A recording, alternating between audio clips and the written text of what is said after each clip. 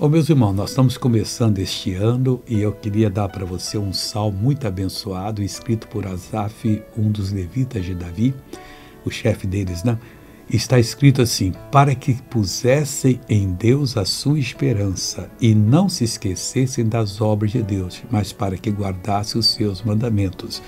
Deus faz algumas coisas para nós da revelação da palavra com 3 motivos principais. Primeiro, para que nós coloquemos a nossa esperança em Deus. Segundo, para que não nos esqueçamos das obras dele. Quando for necessário fazer de novo, ele faz. E para que guardemos os seus mandamentos, porque essa é a nossa sabedoria. E vão dizer, mas nunca vi uma pessoa tão sábia quanto esta. A pessoa que tem essa guarda dos mandamentos. Veja o que aconteceu nessa pessoa, porque guardou a palavra de Deus. Um negócio que tinha no meu pé há 10 anos, mais de 10 anos. Que negócio é esse, Vera Lúcia?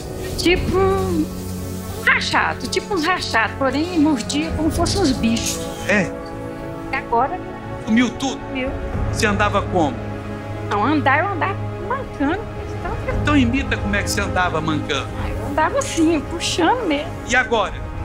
Então anda normal? Glória a Deus, que bonito, pessoal. Agora eu quero orar com você. Pai, iniciando esse ano, eu clamo um ano de bênção para todas as pessoas que participam comigo desse momento do Semeando a Fé. Que esse ano elas possam participar também. E no nome do Senhor Jesus, eu repreendo todo o mal que possa vir contra elas, já em antecipação. Não venha, estão amarrados, em nome de Jesus Cristo. E amém.